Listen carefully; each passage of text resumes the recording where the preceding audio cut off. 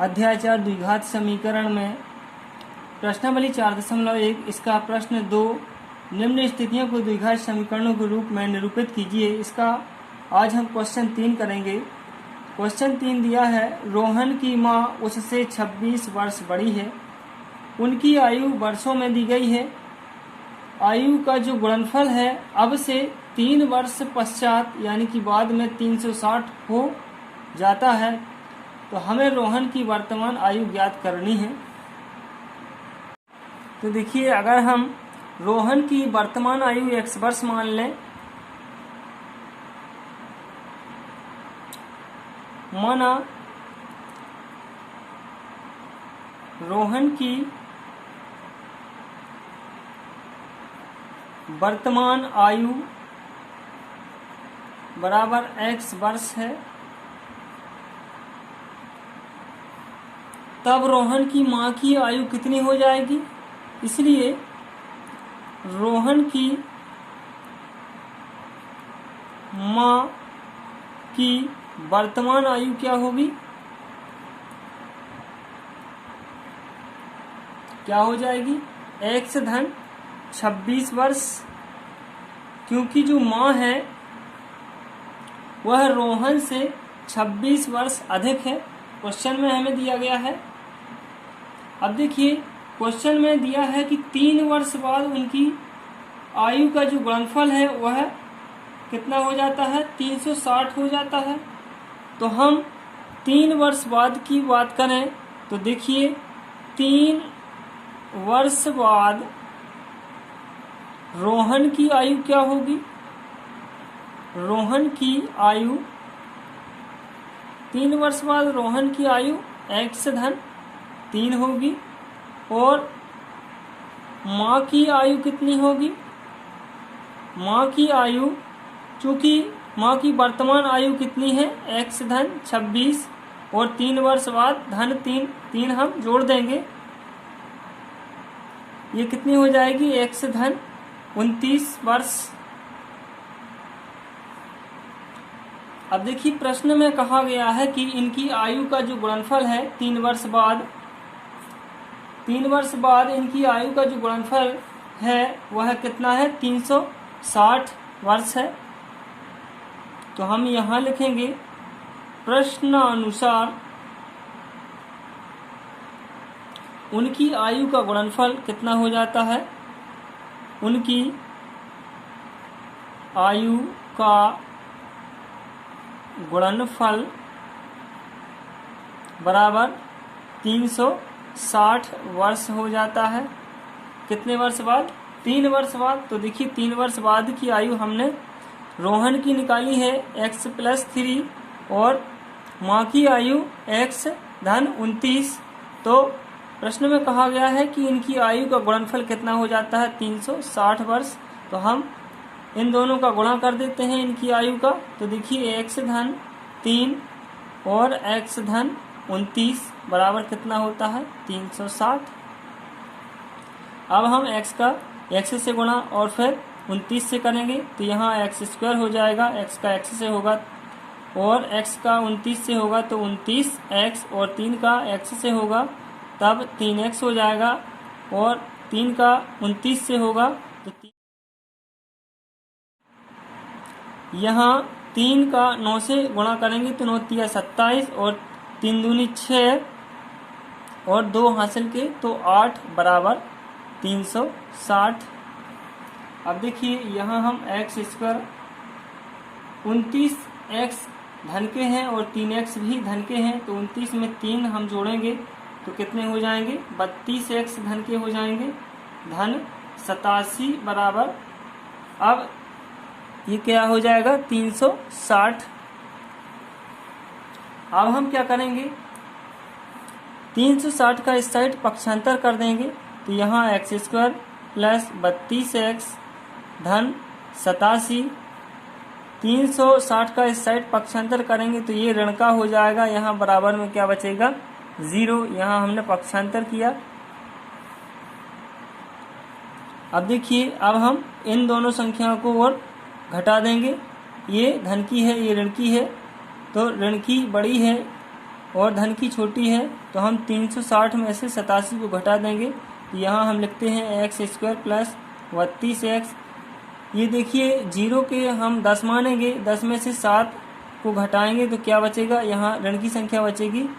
तो 0 में से 7 को घटाएंगे तो यहाँ 3 बचेगा, यहाँ 5 बचे क्योंकि एक हासिल का चला गया। अब 5 के मानेंगे 15, 15 में से हम 8 को घटाएंगे तो 7 बचेगा और यहाँ 2 क्योंकि एक हासिल का चला गया, इक्वल टू में 0। तो ये देखिए ये जो समीकरण आया है यह है समीकरण रोहन की आयु का द्विघात समीकरण है। तो यहाँ हम लिख सकते हैं रोहन की आयु का द्विघात समीकरण x square plus 32x minus 273 equal to 0 है।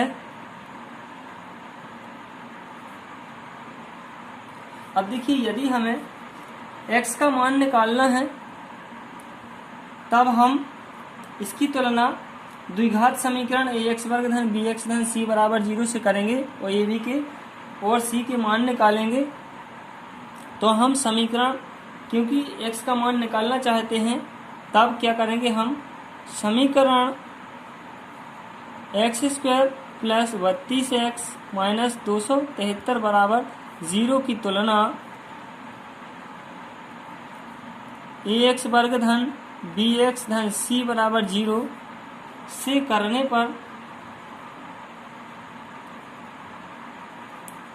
करने पर देखिए यहाँ हम तुलना करेंगे तो हमें a बराबर क्या प्राप्त होगा, 1 और b बराबर 32 और c बराबर ऋण का 273। देखिए इससे हम तुलना कर रहे हैं तो ये x ये बराबर यहाँ कुछ नहीं है तो 1 हो जाएगा, फिर यहाँ x से हो जाएगी और b बराबर ये 32 आ जाएगा और c का मान ऋण का 273। अब देखिए यदि हम इसका मान निकालना चाहते हैं तो इसका एक फार्मूला होता है x बराबर ऋण b plus minus under root में b वर्ग ऋण 4ac अपॉन 2a ये होता है। तो इसमें हम मान रख देंगे तब x का मान निकल आएगा। तो देखिए इसमें हम मान रख देते हैं, यहाँ लिखेंगे ऋण और फिर b का मान क्या दिया है 32, तो यहाँ 32 लिख देते हैं, फिर प्लस माइनस अंडर रूट के अंदर देखिए b का वर्ग हमें लिखना है यानी कि 32 का वर्ग ऋण 4, a का मान क्या है 1 है और c का मान है ऋण का 273 वटे 2, a का मान 1। अब देखिए 32 का हम वर्ग करेंगे तो कितना आएगा, तो 32 का वर्ग यहाँ करके देख लेते हैं। 32 गुणा 32, 2 दूनी 4 और 2 तीन 6, 3 का 2 से गुणा करेंगे तो 2 तीन 6 और 3 3 का 9। अब जोड़ देते हैं 4, 6 और 6 12 और 9 और एक हासिल की 10, 1024 यानी कि 1024 आ जाता है। तो यहाँ हम x के बराबर में लिखते हैं, ये ऋण का गुणा होगा 32 से तो ऋण का 32 हो जाएगा। यहाँ प्लस माइनस अंडर रूट के अंदर में हमने 32 गुणा 32 किया तो कितना आया 1024। फिर इन तीनों संख्याओं का हम गुणा करेंगे तो ऋण और ऋण का धन हो जाएगा। 4 का 1 से होगा तो 4 और 4 का गुणा हम 273 से करेंगे। तो देखिए 4 3 12, 4 का पहले हम 3 से करेंगे तो 4 3 12 हासिल की 1 और 4 का 7 से 7 चौके 28 और 1 29 और 4 दूनी 8 और 2 हासिल की, सो 10 हो जाएंगे बटे 2 का 1 से होगा तो 2। अब इसके बराबर में हम लिख लेते हैं तो ऋण का 32 प्लस माइनस अंडर रूट के अंदर अब इन दोनों संख्याओं को हम जोड़ देंगे तो देखिए 4 और 2 6 और 2 और 9 11 हासिल की एक, 0 और 0 और 1 हासिल की, तो अब 1 और 1 2/2 ये संख्या आ जाती है। अब हमें 2116 का अंडर रूट निकालना है, वर्गमूल निकालना है। तो हमें वर्गमूल निकालने के लिए दो विधि पता है, कौन सी, एक भाग विधि और एक गुणनखंड विधि। तो देखिए यहाँ हम गुणनखंड विधि से निकालेंगे वर्गमूल। तो 2116 बराबर हम गुणनखंड विधि से वर्गमूल निकाल रहे हैं। तो 2116 को इस तरह लिखेंगे और इसमें 2 से भाग करेंगे क्योंकि इकाई अंक में 6 है। देखिए 2 एकम 2 भाग, अब यहाँ 1 बचा तो 1 में भाग जाएगा नहीं, इसलिए 2 शून्यम 0। अब 11 हो जाएंगे, 2 पंचे 10, अब 1 बचा, 2 अट्ठे 16, फिर 2 से 2 पंचे 10, फिर 2 दूनी 4, बचा 1, 2 नाम 18 और 529 में अब 23 से भाग जाएगा, 23 का 23 बार जाएगा, फिर 23 एकम 23। तो यहाँ से 2 की एक जोड़ी बनती है और 23 की एक जोड़ी बनती है।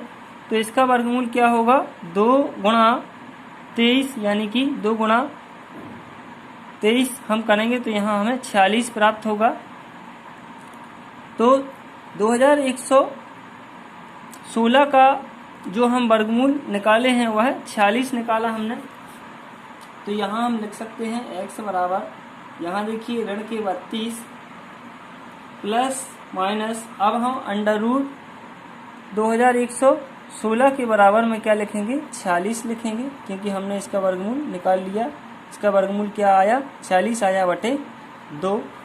अब हम x का मान निकालना चाहते हैं तो देखिए x बराबर, एक बार हम धन का 46 लेंगे, एक बार ऋण का लेंगे। तो यहाँ ऋण 32, धन का हमने 46 लिया बटे 2 और दूसरी बार में हम ऋण का 46 लेंगे तो 32 ऋण 40 बटे 2।